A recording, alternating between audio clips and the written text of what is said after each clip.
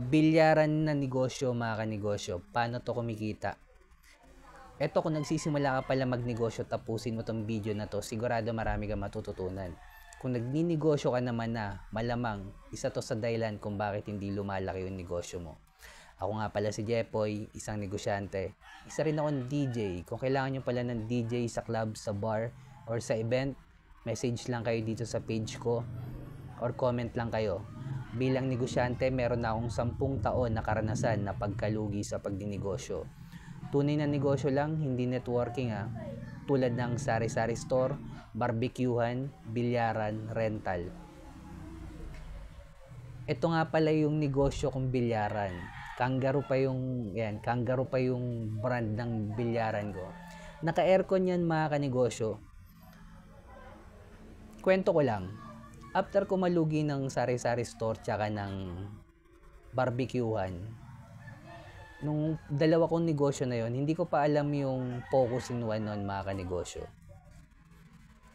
Dito sa pangatlong negosyo ko, medyo may familiar na ako sa focus in one, community ng mayaman, at kailangan i-scale up sa level 2 business model.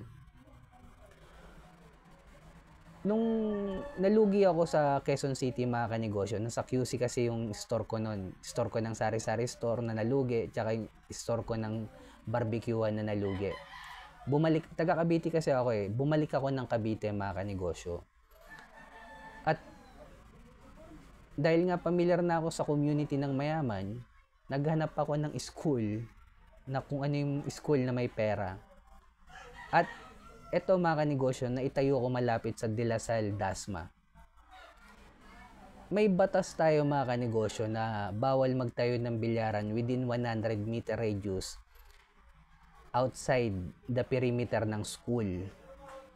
Eto mga kanegosyo, malayo na yan sa perimeter at lagpas na yan ng 100 meter radius sa school.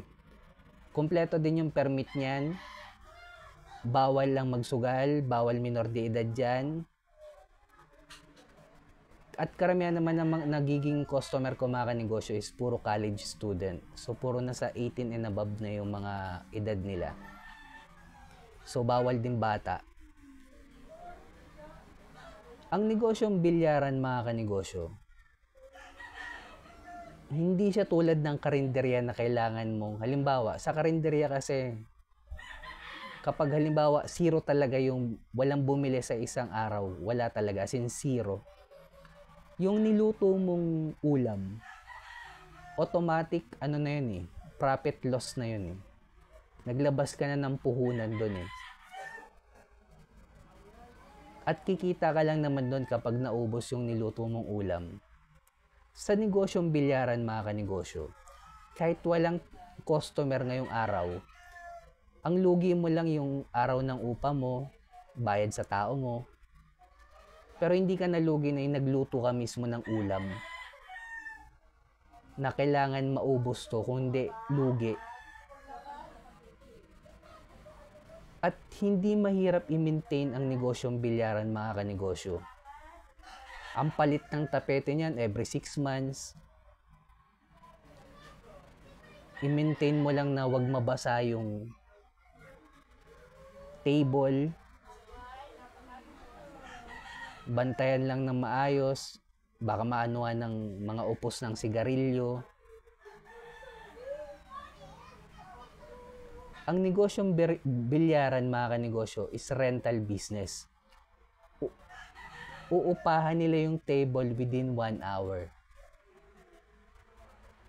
Kunyari, 1 hour, 150 pesos. Dahil naka-aircon ako mga kanegosyo Ganun yung singil ko dyan. Yung 150 na yun, profit na yun. Hindi ka naman nagluto ng ulam tulad sa karinderya na kailangan mo pang maubos yung ulam bago ka kumita. Once na may maglaro dyan, automatic profit na yun.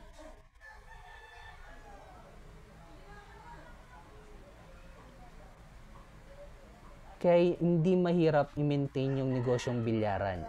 Kaya naman ako nalugi dyan mga kanegosyo. Kasi naitayo ko to 2022 pa. May face-to-face na noon mga kanegosyo, oo. Kaso, karamihan ng mga face-to-face class, puro laboratory class. So, may estudyante, yes, pero hindi sapat yung dami nila. Sobrang konti. Tapos, puro pa sila asynchronous. Pero naitawid ko pa yan ng 1.5 year, mga kanegosyo. Kaso hindi ko na talaga kaya. Kasi nagbabayad din ako ng renta dyan. Ang ginawa ko pala dyan, dahil aircon yan, mga kanegosyo, ang ginawa ko dyan, mga kanegosyo, hindi lang yung table pinapa-rent ko dyan. Yung buong lugar ba? Buong lugar na pwede silang mag-chill, magkakaibigan, na may private. Ibig sabihin,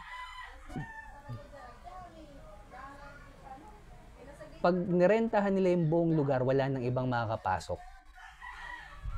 Sa inyo na yan, sa loob ng 1 oras, 2 oras. Ganon yung ginawa ko dyan. Dahil nga aircon yan, kung kayo black section, walang ibang estudyante makakapasok dyan, kayo lang. Sa within 2 hours na yon. So, meron silang privacy, kumbaga. Ganon yung ginawa ko dyan, mga kanigo. Kung gusto nila mag-chill, gusto nila mag-vape dyan, mag-yosi dyan, pwede. Sa loob, pwede within 2 hours. Bayad nila yon. Kung ayaw nila maglaro ng bilyaran, gusto lang nila magkwentuhan dyan, bahala sila. Ang ginawa ko dyan, yung buong pwesto mismo na may bilyaran, parang ganun yung nangyari dyan. Ayun yung pinaparent ko dyan, mga kanegosyo. Kaso, yun nga, walang customer. Kaya, kailangan ko i-close. Kaya, kung nagsisimula ka palang magnegosyo, sikapin mo mag-focus in one. Scale up sa level 2 business model yan. Hanapin yung community ng mayaman. Ngayon, kailangan na natin gumawa ng original content bilang negosyante. Kasama na sa trabaho natin yan. At kung umabot ka sa dulo na video na to, subscribe ka naman sa akin, heart mo na rin to, comment ka lang, sabihin mo bilyaran. Kung dumadanas tayo ng pagsubok or struggle bilang negosyante, wag natin kalimutan mag-pray kahit anong religion natin. Ingat tayong lahat. Peace.